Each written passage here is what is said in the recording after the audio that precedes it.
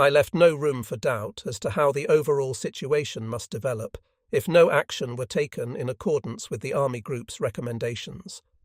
In particular, I underlined the vital necessity of assembling forces with the least possible delay behind the Army Group's northern wing to counteract the enemy's palpable intention of outflanking it, with all the far-reaching consequences this would entail. Considering the urgency of this, as well as the danger lying in the eventual isolation of the Army Group's southern wing in the Dnieper Bend, I closed with the words, "Allow me to say this in conclusion, mein Führer. As far as we are concerned, it is a matter not of eluding a danger, but of taking steps to overcome one which we may shortly be compelled to face." This communication was to play its part in a clash I had with Hitler a few days later. On 27th of January, he summoned all Army Group and Army commanders on the Eastern Front, in addition to a large number of other senior officers, to General Headquarters. He wished to address us in person on the need for National Socialist education inside the army. The more difficult the military situation became, the greater importance he attached to faith as a guarantee of victory. It was an attitude which he sought to apply more and more in the selection of senior officers for posts down to divisional commander. Even in his greeting at the simple luncheon which preceded the meeting, one sensed that he had not forgiven me for the criticism implicit in my comments of 4th January. Now, in his address, he actually went so far as to throw the following words in the faces of the men whose armies had accomplished so much. "If the end should come one day," he said, "it should really be the field marshals and generals who stand by the flags to the last." I have never been one to put up with insults. Furthermore, Hitler's words were bound to strike any soldier as a deliberate snub to the army leaders, whose courage and will to fulfill their soldierly duty to the bitter end were now being called into question. Being accustomed to listen to a superior in silence, all those present held their peace. But I personally felt the implied insult so strongly that the blood rushed to my head, and when, by way of emphasis, Hitler repeated his remarks, I called out, "And so they will, mein Führer." This exclamation of mine naturally had nothing whatever to do with my attitude towards the National Socialist system. It was merely intended to show that we were not going to accept imputations of that sort from anyone, including Hitler. I was told afterwards that my comrades, who found Hitler's words just as provocative as I did, had sighed with relief when I spoke. Hitler, however, had probably never experienced an interruption before when making a speech as head of state, in this case as supreme war leader into the bargain. The years when he had heard heckling at public meetings were long past. He obviously lost the thread of what he was saying, and, with an icy glare in my direction, called out to me, "Thank you, Field Marshal versus Manstein." Thereupon he brought his address to a somewhat abrupt conclusion. While I was taking tea with Seitzler, there was a telephone call to say that Hitler wished to see me in the presence of Keitel. "Field Marshal," he told me when I went in, "I cannot allow you to interrupt me when I am addressing the generals. You yourself would not tolerate such behaviour from your own subordinates." Since there was no answer to this, I did not reply. Then Hitler, who was obviously extremely annoyed, made a mistake. "By the way," he said, "a few days ago you sent me a paper on the situation. I suppose your idea was to justify yourself to posterity in the war diary." This was really too much. "Letters I write to you personally," I retorted, "do not get filed in the war diary. You must excuse me if I use an English expression in this connection, but all I can say to your interpretation of my motives is that I am a gentleman." Silence. Hitler, after a short pause. "Thank you very much." At the evening conference, to which I was specially summoned, Hitler's manner towards me was again thoroughly amiable. He even consulted me on the possibility of defending the Crimea, on which General Jennecke, commander of 11th Army, had just been reporting. I knew, of course, that he would not forgive me for the retort I had made earlier, but I had much more important things to worry about than my personal relations with the Supreme Commander. During the month of February, 3 sectors in particular were to be very much in the news. They may be distinguished by the names of Nikopol, Cherkasy and Rovno. With effect from 6th of February, 6th Army reverted to Army Group A, on orders from Hitler. The reason he gave General Zeitzler for this decision was a significant one. Hitler wanted to send 2 of 6th Army's divisions to the Crimea, which was even then a forlorn hope. He now explained that he was putting 6th Army under Army Group A because he would not get these divisions from Southern Army Group. In one way, the latter regarded the handover of 6th Army as a welcome relief, for we had quite enough worries in any case. However, it meant losing a reservoir of forces on which we should have been able to draw had we been free to pull the army out of the east of the Dnieper Bend and the Nikopol bridgehead in good time.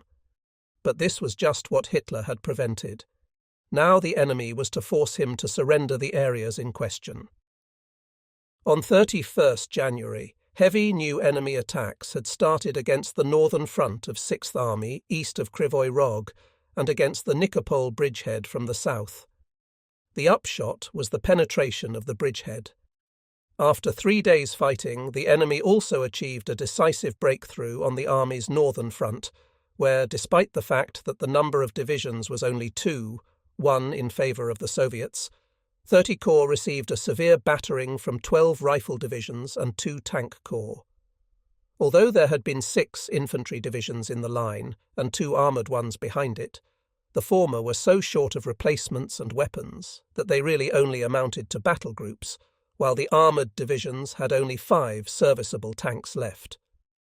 Even with these brave troops, constant overstrain was bound to tell sooner or later. As 6th Army was by now already removed from Southern Army Group's control, I cannot deal with the further course of the fighting in this sector. The fact is, at all events, that once the enemy had broken through 6th Army's northern front, the 2 corps fighting there, like the other 2 in the Nikopol bridgehead, were well nigh cut off. It was a development which the Army Group had predicted on numerous occasions. This time even Hitler had to agree to the abandonment of the east of the Dnieper Bend and the Nikopol bridgehead. 6th Army did in fact manage, after heavy fighting, to extricate its corps from the noose, but only at the cost of considerable losses in equipment. Had this bastion been given up at the proper time, it would not only have been possible to withdraw all the forces inside it in good order, but also to free divisions for the far more important northern wing of the Army Group. Instead, 6th Army's formations had been expended in the wrong place operationally, and one doubted whether they could ultimately withstand the pressure of the pursuing enemy.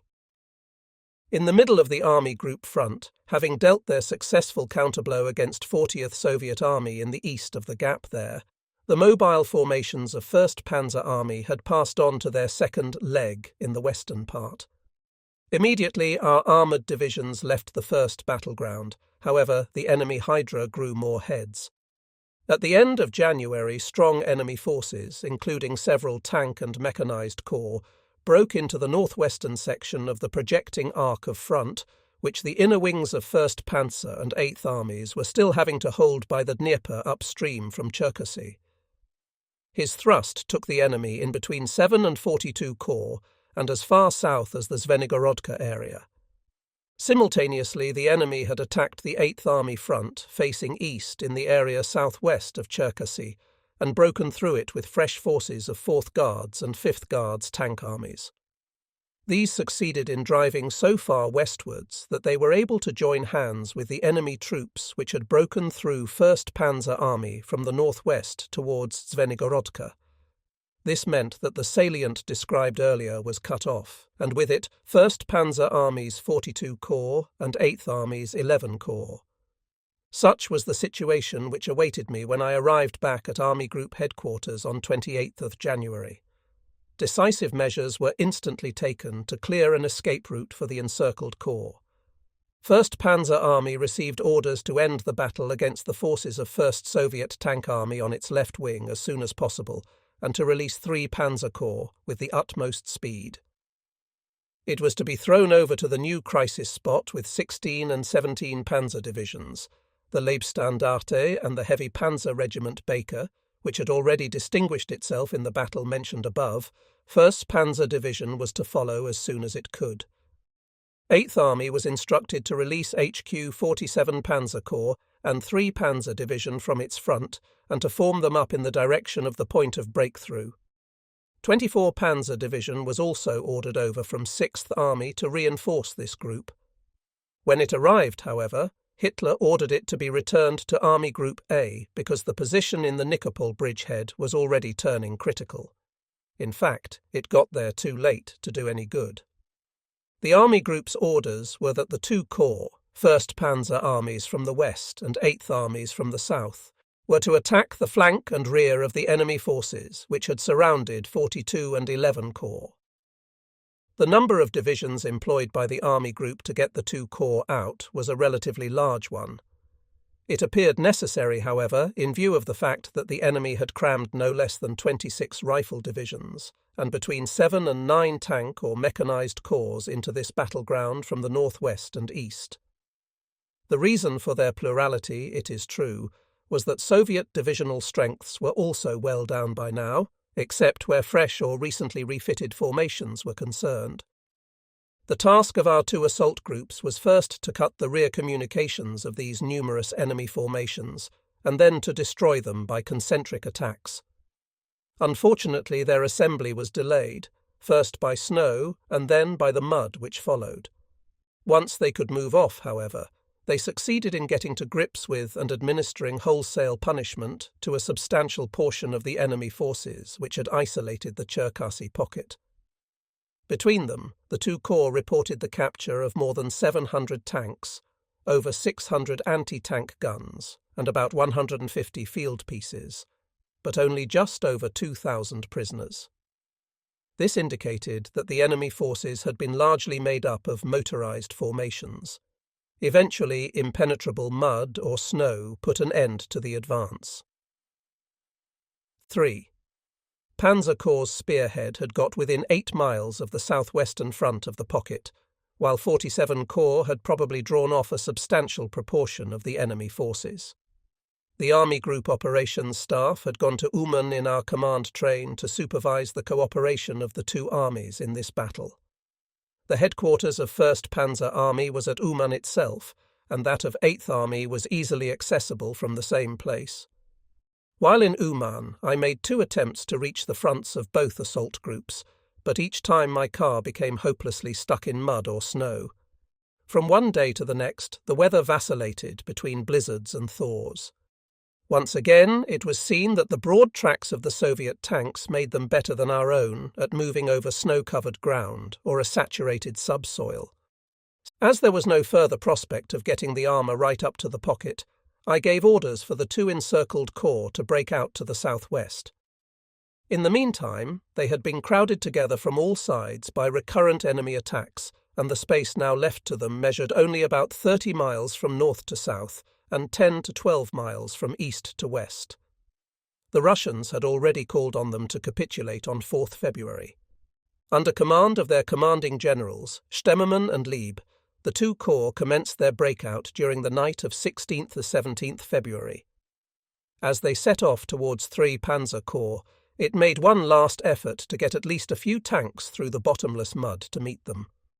The corps in the pocket had instructions from the Army Group to use their entire artillery and ammunition in support of the breakout. Being unable to move through deep mud across country devoid of roads, the batteries had to stay put after they had fired off their ammunition. Rearguards equipped with a small number of guns covered the breakout against the enemy now moving in from the northeast and south. It can be imagined with what mixed feelings of hope and anxiety we sat in our command train waiting to hear whether the breakout had succeeded. At 01:25 hours on the morning of 17th of February, we received the gratifying news that the first contact had been established between the escaping troops and the spearheads of 3 Panzer Corps. The enemy in between them was literally overrun. By 28th February, we knew that between 30,000 and 32,000 men would come out of the pocket. Considering the drop in the strength of the fronts and the fact that 6 divisions and 1 brigade had been surrounded, this figure must be taken to represent the bulk of the fighting troops. One most distressing factor was that the majority of the wounded could not be brought out. General Stemmermann was killed during the fighting. It had thus been possible to spare both corps the fate suffered by 6th Army at Stalingrad. In this case, too, Hitler had called for the pocket to be held, but in the end he had consented retrospectively to the breakout preparations ordered by the army group. The latter had then issued the order for the actual breakout without previously notifying Hitler in order to avoid any possibility of a countermand. Naturally, the bulk of the guns and heavy weapons had stuck fast in the mud on the way out, only a small number being extricated as a result of the almost superhuman efforts of the troops. The 6.5 liberated divisions obviously had to be pulled out of the line for the time being. However, this loss of fighting power, though it further complicated the army group's position, was to a great extent counterbalanced by the joy of having saved at least the fighting men of the two corps. 1st Panzer and 8th Armies still had the task of firmly reuniting their fronts and releasing armour for the mobile reserve as soon as possible. After I had visited units of the divisions which had participated in the breakout, my operations staff returned to Proskurov. This was rendered urgently necessary by the situation on the army group's left wing. For the reasons stated earlier, the army group had done everything in its power during the month of February to prevent the enemy from finally breaking through the centre of its front.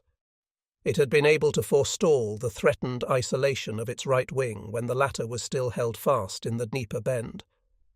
Thereupon it had been faced with the necessity of fetching the two encircled corps out of the Cherkasy pocket.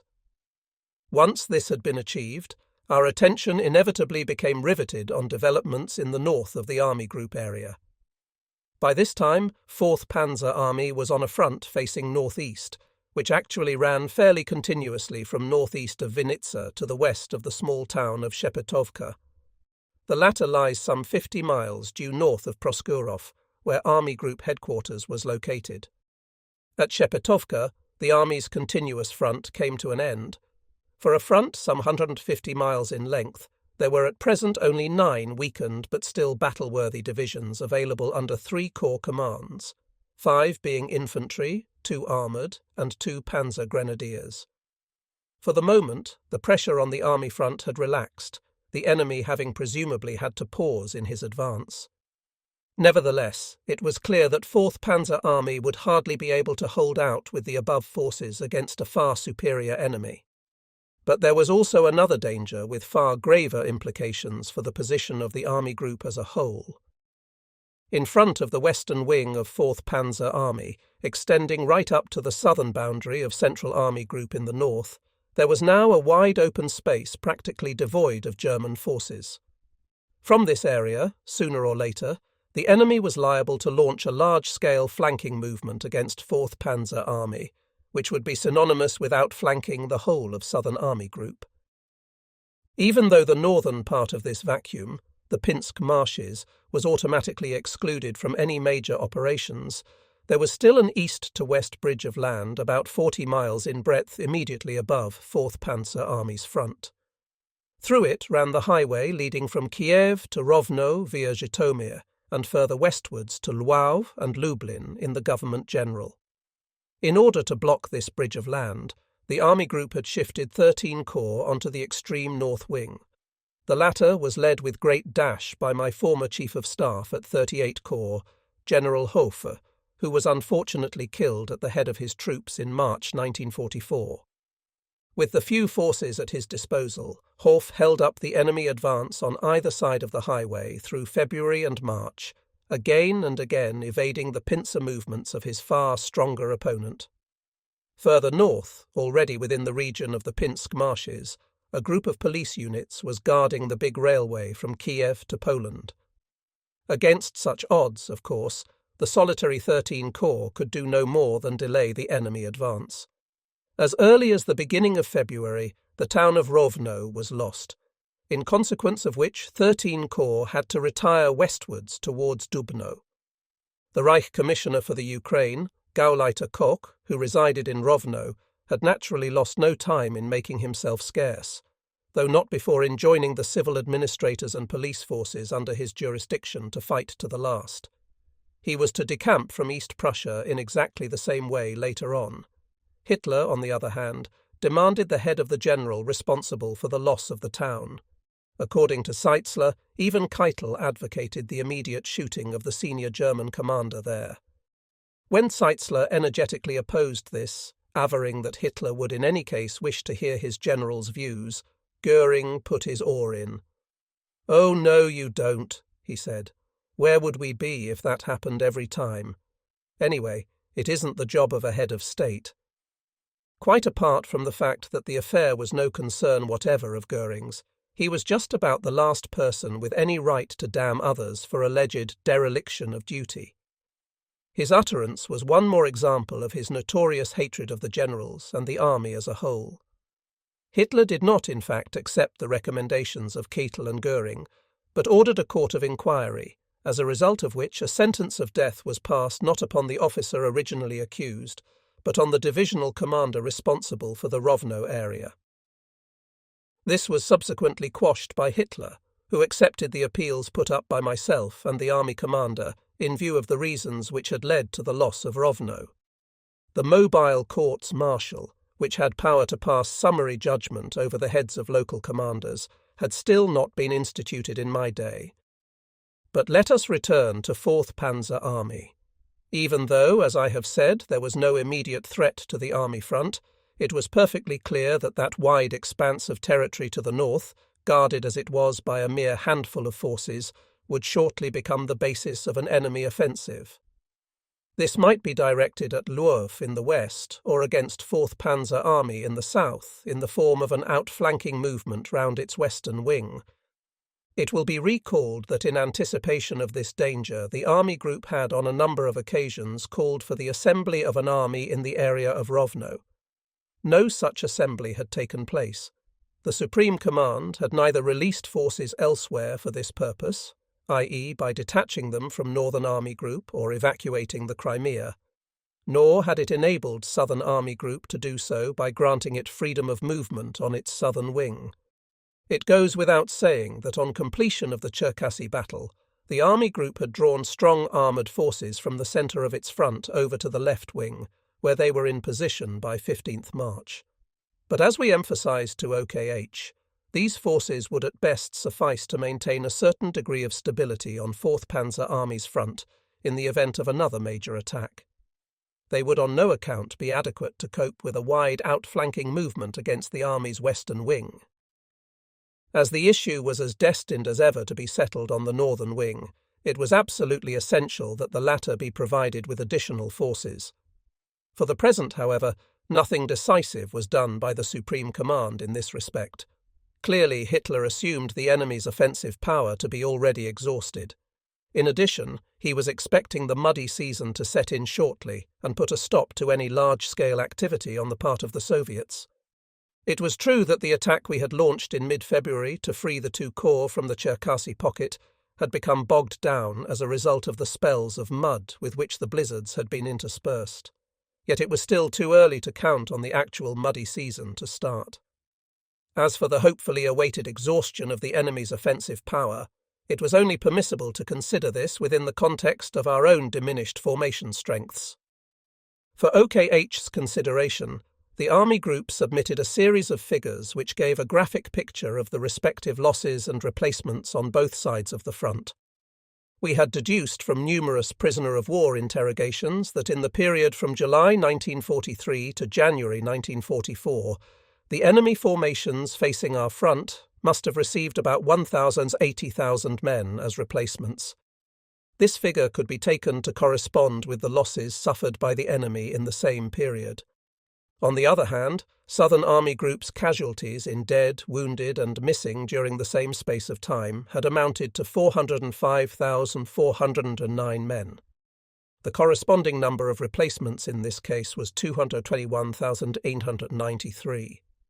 So, although the enemy's formations had suffered far more heavily than our own, and the combat value of his infantry in particular was declining at an ever-increasing rate, it was still evident from the figures in question that the ratio of forces had shifted very much to our disadvantage. The present position with armoured formations was that the Soviet tank corps in the line possessed an average of 50-100 tanks each, except for one isolated case in which there were only 20, as against a planned establishment of 200-250. In contrast to this, the average number of tanks which our own armoured divisions could send into action was at best just over 30. Only the armoured divisions recently sent to the Army Group were in any better shape, but with others the position was even worse. In all, the enemy opposite our front had received approximately 2,700 new tanks during the period under review, whereas we, and this included self-propelled assault guns, had had only 872. In producing these figures, we took no account of the large number of reserve formations at the enemy's disposal. A characteristic picture is offered by the following breakdown of data supplied by the armies under our command. There may, of course, have been occasional duplication, specifically in the case of knocked-out tanks. According to these returns, the enemy losses had been as follows. One thing these figures show is the extraordinarily high scale of equipment enjoyed by the Red Army even at that stage. The time was past when it had been compelled to throw masses of men into battle. On the other hand, the figures revealed a striking discrepancy between the number of prisoners taken and the amount of material captured or destroyed. Either the Soviets had often been able to avoid capture by abandoning their heavy weapons, which could possibly indicate a deterioration of battle morale, or they must have been suffering exceptionally bloody losses. As for Hitler's own attitude, in the light of the above figures, regarding the future conduct of operations and the possibility of a perilous turn of events on the Army Group's northern wing, a telephone conversation I had with General Zeitzler on 18th of February proved most informative. In pointing out the danger which could be foreseen on our northern wing, I had drawn attention to the ratio of forces, and mentioned that the figure in our own case was still unfavourable in comparison with the other army groups. I will now quote from a transcript of the conversation made by one of my staff officers, Zeitzler. I've had another long talk to the Führer on that subject, as well as on the consequences involved, but got no change. Myself. How does he envisage our future operations, then? Zeitzler. He says the Russians are bound to stop attacking some time. They have been attacking non-stop since last July and can't go on forever. So I said, Mein Führer, if you were a Russian now, what would you do? Nothing at all, he said. Well, I told him, I should attack, and I should go for Lwów. Hitler, however, obviously went on counting on exhaustion and the weather to put an end to the enemy's offensive operations. By May, as he had told me earlier, he would have new divisions at his disposal. Had he only put the personnel and equipment they required into our own battle-tested divisions, things might have turned out very differently. In March 1944, it was time to foot the bill for the Supreme Command's cardinal error of never having been willing to give anything up, either in the East itself or some other theatre, for the sake of being stronger than the enemy at the decisive spot. What we had to pay for, first and foremost, was Germany's failure to stake absolutely everything on bringing about a showdown in the East in 1943 in order to achieve at least a stalemate or to exhaust the Russians' offensive power before a real second front emerged in the West. Then there was the mistake of having persisted to the very last in keeping the southern wing of the Eastern Front clamped down in bastions jutting far out to the east, first in the Donets Basin and the Kuban, and then in the Dnieper Bend and the Crimea, thereby offering the enemy every chance to cut these forces off. In doing so, the Supreme Command had overlooked the fact that ultimately the issue would not be decided in the struggle for these bastions, but in the place from which the enemy could proceed to push the entire southern wing of German armies away towards the Black Sea or Romania. Ever since Citadel, this decisive spot had been the northern wing of Southern Army Group. Now it was too late. The crucial year of 1943 had slipped by without the achievement of so much as a stalemate. Whether this could ever be accomplished now depended on the outcome of the invasion, which would certainly come in 1944. But first, the account had to be settled on the southern wing of the Eastern Front. Hitler now proved to have been premature, to say the least, in voicing the hope at the end of February that the exhaustion of Soviet strength and the onset of the muddy season would halt the enemy offensive. It was perfectly true that, thanks to the spirit displayed by the German troops, the enemy's hard-won gains had cost him extraordinary sacrifices. It was also apparent that the quality of his infantry formations, into which he had relentlessly pressed all the able-bodied male inhabitants of reconquered territories, was steadily deteriorating. But the plain fact remained that he still had abundant formations of fresh or rested troops on which to draw. Even if the number of tanks in his tank and mechanized corps had fallen off in consequence of the high losses mentioned earlier, it was still many times greater than that of the German armoured divisions. On the German side, even a rigorous comb-out of units in the rear areas had failed to make good the shortage of replacements. Already we had enlisted hundreds of thousands of indigenous volunteers in our B-echelon units and supply columns. These men, mainly Ukrainians and Caucasians, did their duty with the utmost loyalty, preferring to fight in the German army, in spite of the policy pursued by the party authorities in the occupied territories, rather than to go back under Bolshevik domination. The muddy season, though interrupted by spells of frost, set in at the beginning of March. Initially, however, it affected us far more unfavourably than it did the Russians. It has already been remarked that the Soviet tanks were more mobile than ours in snow and mud, thanks to their wider tracks. At the same time, however, enormous numbers of American trucks made their appearance on the enemy side, as they were still able to drive over open country when our own were already tied to the few firm roads. The enemy was also able to move the infantry element of his tank and mechanized corps quickly. In addition, the worse the mud became, the more the lack of tractors was felt on the German side. Consequently, our mobile formations could only be moved long distances at the cost of considerable delays, and tended to get the worst of the struggle against a more mobile opponent. Until such time as mud put a temporary stop to the enemy's offensive operations, and also for the later period when the struggle could be resumed, the army group was faced with the necessity of preserving a strong northern wing. The enemy would, of course, also continue to attack Army Group A, i.e. 6th Army, and our own 8th Army. He had just as good a prospect as ever of smashing this wing, which was still echeloned well out to the east, and of pushing it back against the Black Sea, or at all events of winning the crossings over the Bug and later over the Dniester. Here lay the chance of recapturing Bessarabia and opening the route to Romania and the rest of the Balkans, the area, incidentally, which Roosevelt was so keen to cede to Uncle Joe. Nonetheless, the German side was still capable of effecting an elastic withdrawal on this wing and saving considerable forces from 6th Army's front, which could be very much shortened in the process. It would still be possible, either behind the Bug or the lower Dniester, in any case therefore still forward of the old Romanian frontier, to bring the enemy to a definite standstill on a front adequately manned for a decisive defensive. So when signs of fresh offensive preparations were noticed opposite the southern wing of 8th Army as early as 22nd February, the Army Group asked that the Army should be given freedom to take evasive action. We were neither able nor inclined to supply this part of the front with forces which were far more urgently needed on the left wing of the Army Group. 8th Army's ability to adopt elastic tactics depended, of course, on whether its southern neighbour, 6th Army, which was echeloned even further to the east, could cooperate in the movement we suggested. This was our reason for seeking OKH's prior agreement. Not surprisingly, Hitler would not give it. On the contrary, the Army Group was subsequently made to hand over more forces, 3 and 24 Panzer divisions, to launch an attack in support of 6th Army when a new setback ensued on its much too extended front.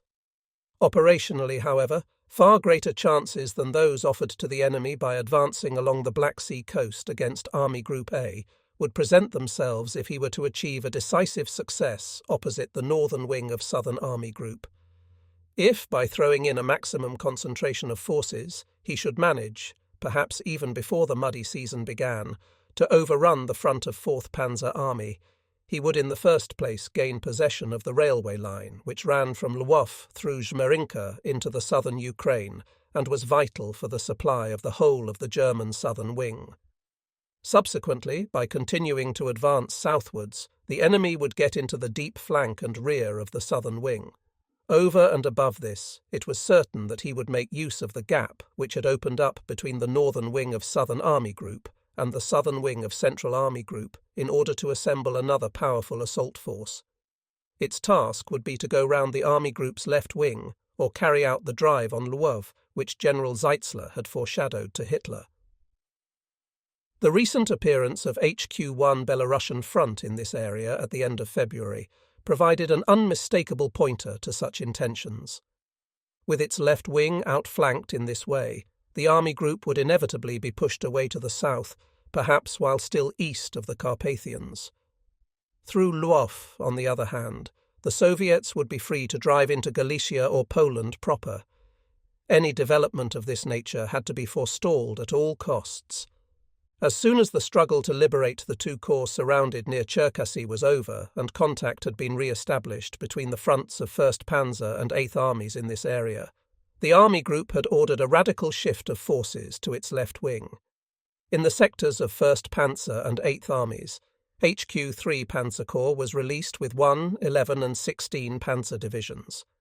They were to be followed as early as possible by 17 Panzer and the Artillery Division to an assembly area around Proskurov, behind 4th Panzer Army.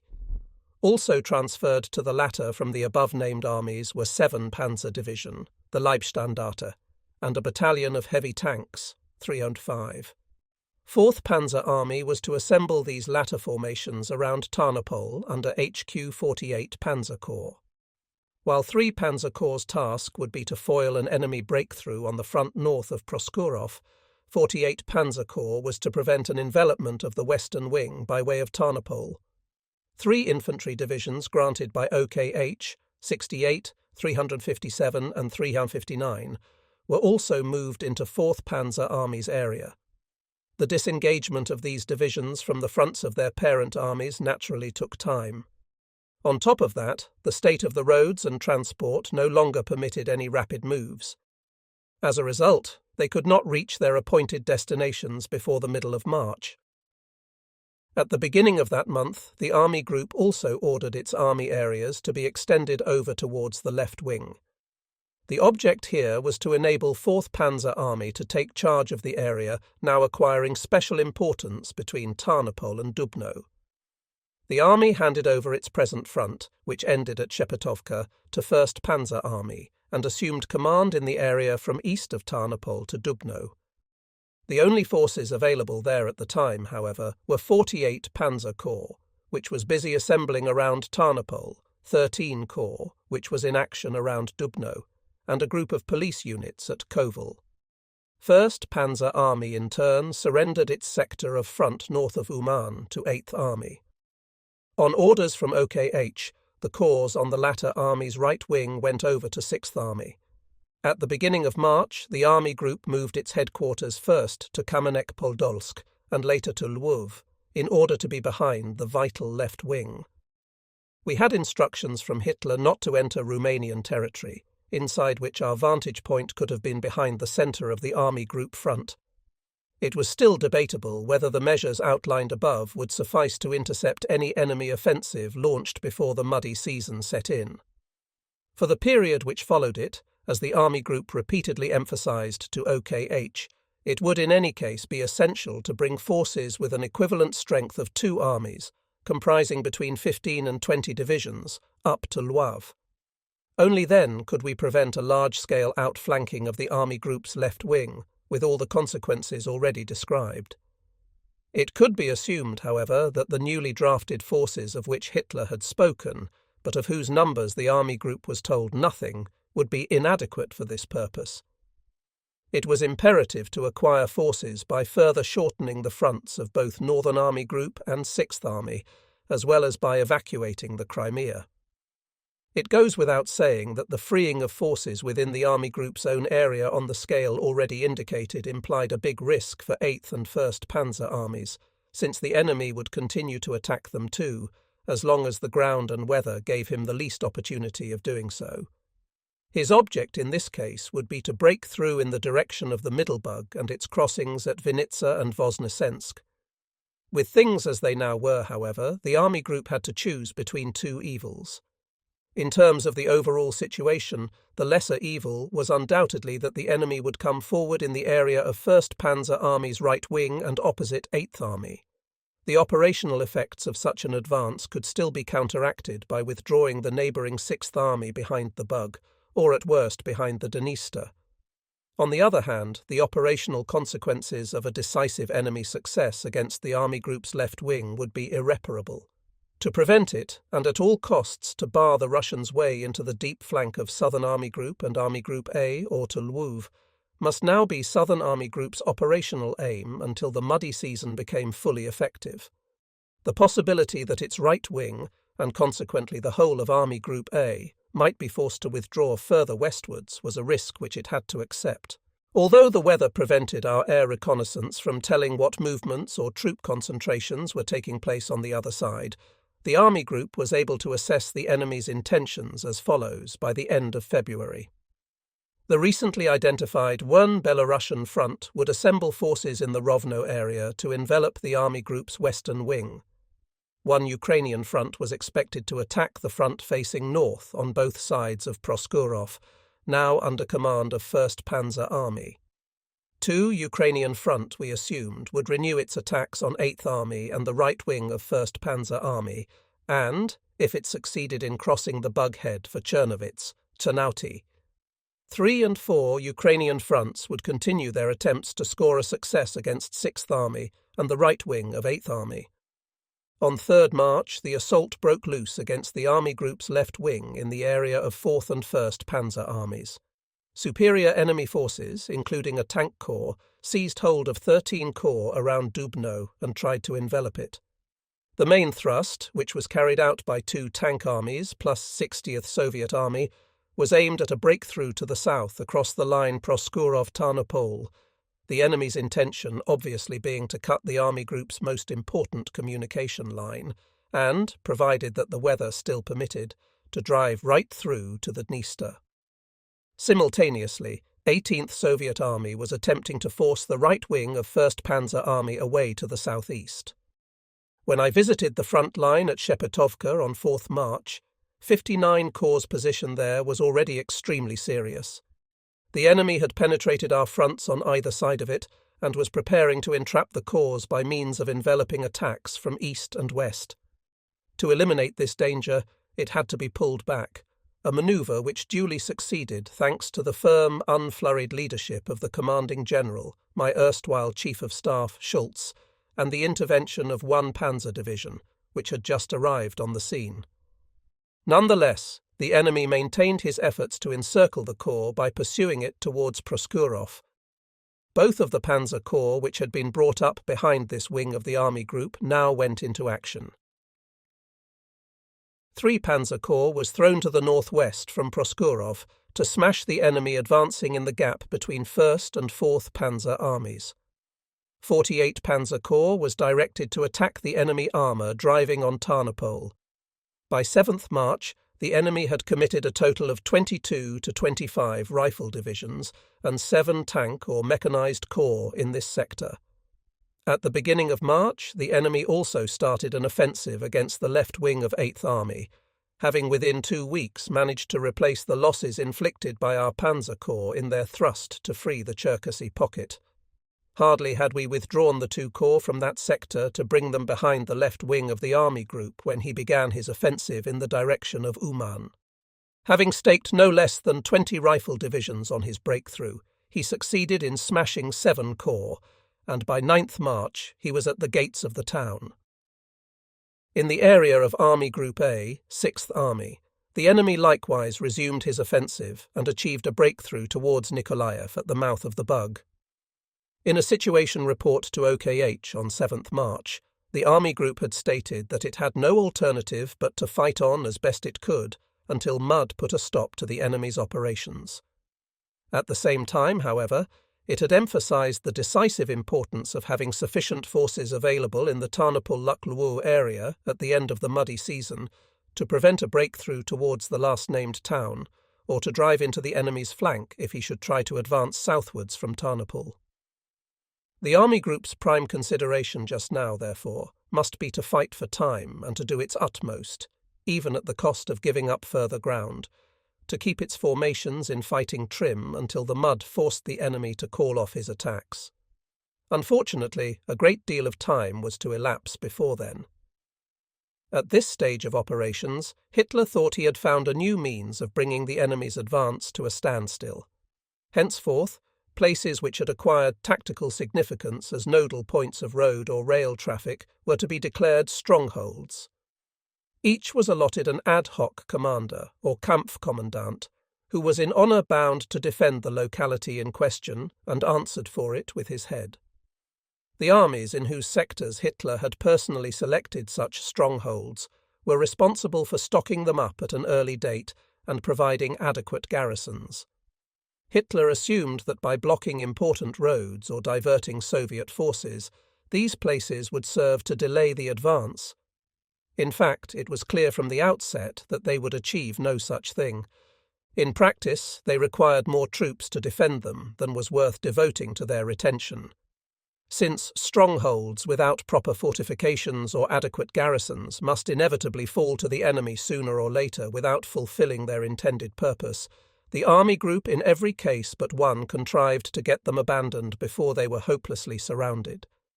The exception was Tarnopol, where in the end only remnants of the garrison were able to break out. Later in 1944, this method of Hitler's led to considerable losses. In line with its policy of fighting for time and preserving the armies from encirclement, the army group on the Nth March had to order 8th Army to move back after the enemy had broken through the front on its left wing. 2 days later, for the same reason, the right wing of 1st Panzer Army was withdrawn behind the Bug. On its left wing, 1st Panzer Army had to go on fighting in the Proskurov area so as to restore contact with 4th Panzer Army and relieve the pressure on its right wing. 4th Panzer Army's task was to prevent the enemy armour east of Tarnopol from breaking through to the Dniester in the south and forcing 1st Panzer Army away to the southeast.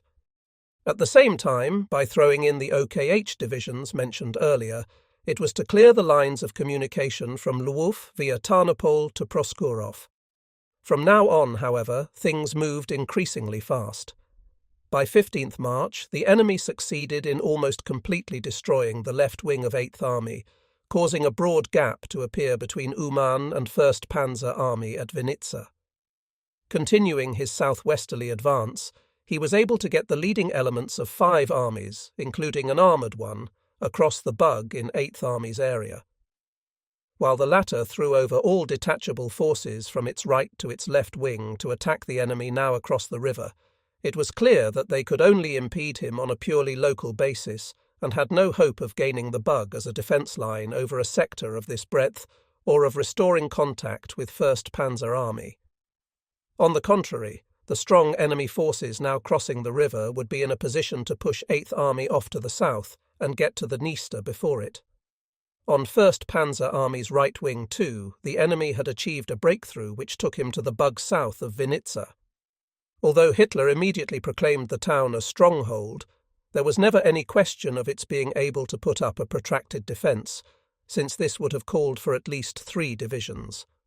And where were they to be found?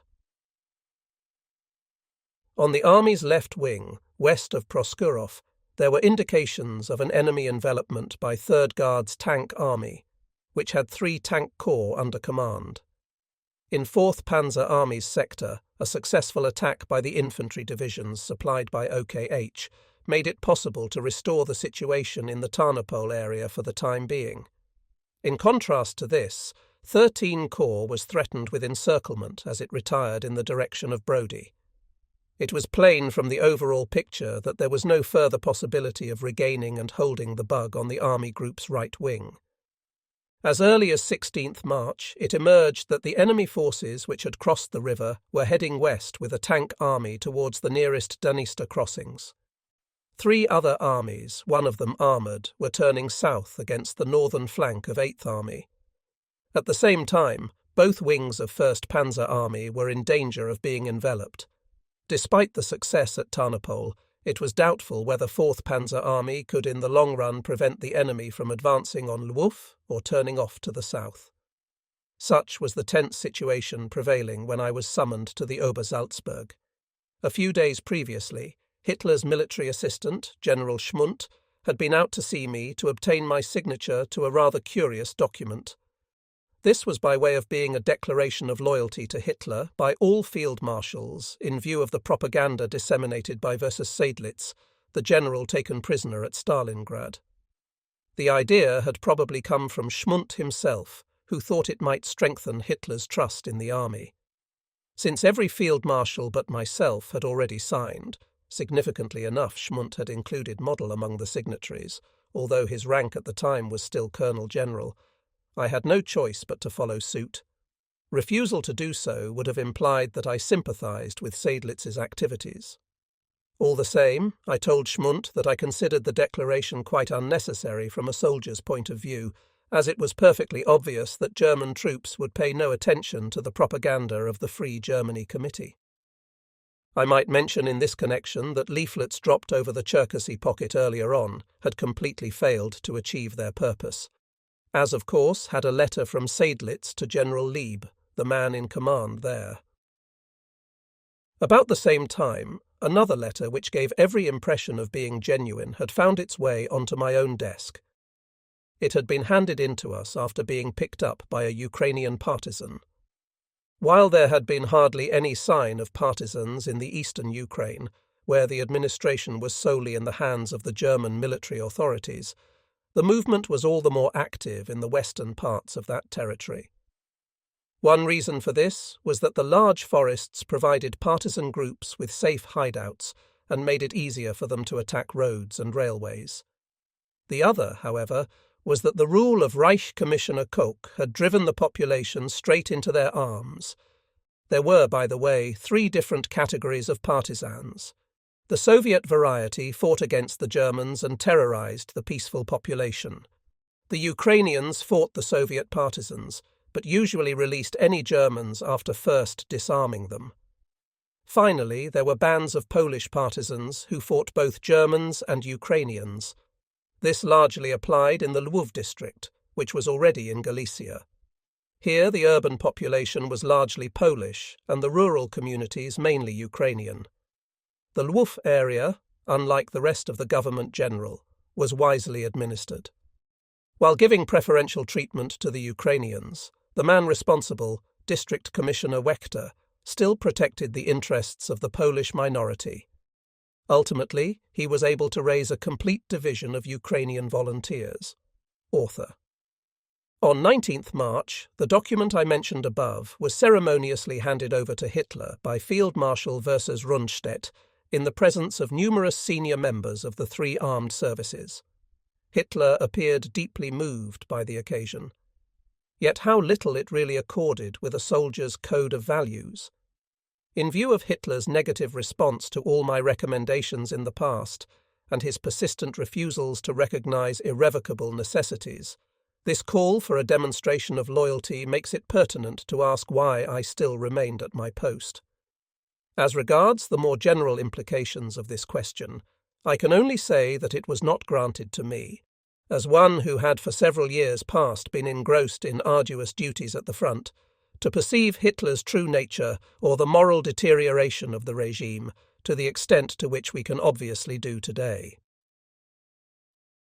Rumours of the kind that circulated at home hardly penetrated to the front, perhaps least of all to ourselves. The anxieties and problems which the fighting brought us left little time for reflection on matters of wider interest. In this respect, our position was entirely different from that of soldiers or politicians in Germany or occupied territories where no fighting was taking place. In the military sphere, however, I could not overlook the faults of Hitler's leadership. My grounds for not believing it possible to remove him by violent means in wartime have already been stated. As for the reasons which impelled me to remain at my post, I often used to wish that I could leave it.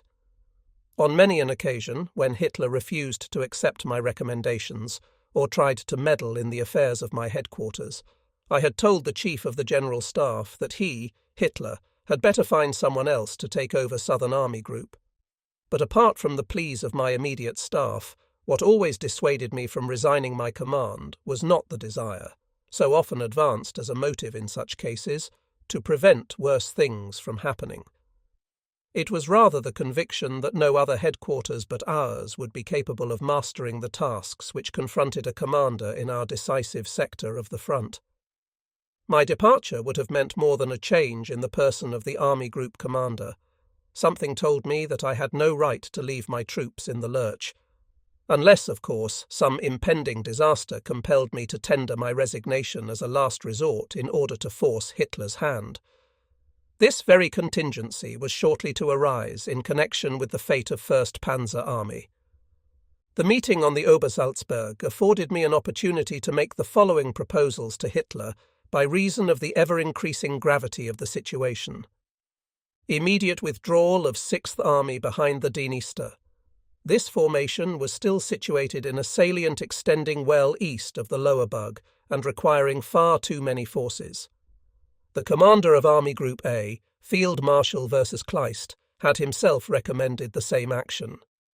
Rapid northward switch of the strong forces thus released by 6th Army into the area between the Dniester and Pruth, which formed the old Romanian frontier, in order to prevent 8th Army from being forced away from the Dniester to the southeast.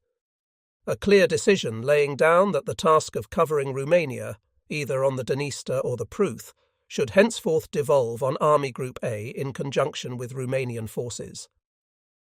Quick assistance for Southern Army Group's northern wing to prevent the enemy from forcing it back into the Carpathians or driving through to Lwów. This solution, I added, would initially mean putting up with a gap between Army Group A and Southern Army Group if a strong front were to be formed north of the Carpathians. Should the enemy later attempt to get through this gap to the Balkans by way of Hungary, we should be able to thrust into his rear from the north as soon as we received the reinforcements which Hitler had promised to let us have in May. Hitler, however, declined to consider any such far-reaching conceptions. He directed that Army Group A should remain on the Bug and announced only small-scale assistance for the Southern Army Group's northern wing. In a detailed appreciation of the situation sent to General Zeitzler on 22nd March, I repeated the above proposals, basing them on both the state of the fighting troops and the fact that the existing situation no longer allowed us to close the front between 8th and 1st Panzer armies. It was of the utmost importance, I said, that Army Group A, which must now take 8th Army under command, should cover Romania while Southern Army Group prevented an enemy advance westwards in the area north of the Carpathians. To this end, it was essential that 4th Panzer Army should be able to hold its present positions, which meant that it must at all costs be reinforced. 1st Panzer Army's main commitment must be to link up with 4th Panzer Army again and prevent itself from being pushed away to the south. The Carpathian passes between the two army groups could be held by Hungarian forces. The Hungarians, who had been more or less coerced into the war, still had their eyes on Siebenbürgen, which they had lost to Romania in 1918. Our Romanian and Hungarian allies were known to view each other with such mistrust that they were holding crack troops ready in their respective countries to use against one another if the need arose. After the defeats on the Don in winter 1942-3, the two Romanian armies, and later the Hungarian army, had been taken out of the front. However, Marshal Antonescu had again made forces available for coastal defence on the Sea of Azov. He also allowed the Romanian formations forming part of 17th Army to remain in the Kuban bridgehead and later in the Crimea. Now he was providing new armies for the defence of Romania as part of Army Group A. After the withdrawal of their army from the battlefront, the Hungarians had left only a few divisions behind in the Ukraine. It was expressly laid down that these should not become involved in any fighting with the Soviets, so that whenever the front line drew closer, we had to pull them back in good time. Their duties were confined to guarding roads and railways against partisans in the communications zones. Now the situation was becoming critical for Hungary too, and to defend the Carpathians and the area up to the Dniester, we had to have the services of the intact army she had on home territory. At the same time, however, the attitude of her government had become dubious, and on 15th March, General Lindemann came down from OKH with instructions for the swift disarmament of the Hungarian forces behind our front in the event of Hungary's defection. Fortunately, we were spared the necessity of carrying out such a task. Following Horthy's visit to the Obersalzberg, 1st Hungarian Army was placed under our command on 23rd March. Each of its 2 corps comprised 1 motorized and 4 infantry divisions, but all of them had first to mobilize. Apart from this, the scale and quality of the Hungarians' weapons did not meet the requirements of warfare against Soviet armoured units. Nonetheless, these forces could be expected to hold their own against the Soviets in the Carpathians, as we felt that the Russians would only be able to put their armour to very limited use in the mountainous terrain. We were reinforced in this belief by the recollection of how bravely the Honved had defended the Carpathian passes against the Russians in World War I.